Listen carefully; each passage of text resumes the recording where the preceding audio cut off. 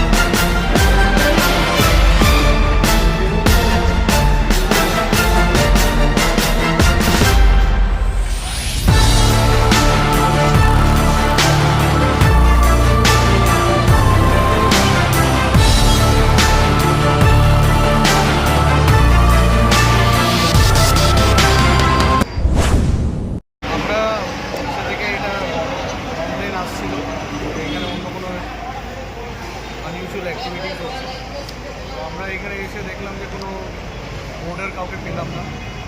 তো রেজিস্টার ফেজিস্টার নিলাম, আর যে কেয়ারটেকার ছিল তাকে নিয়ে যাচ্ছি। ঠিক আছে, দুজনকে কি আটক করা হয়েছে? আমরা কয়েকজনকে নিয়েছি। ঠিক আছে, এই অভিযান কি শহর জুড়ে চলবে? শহরের মধ্যে অন্যান্য লজেও চলবে?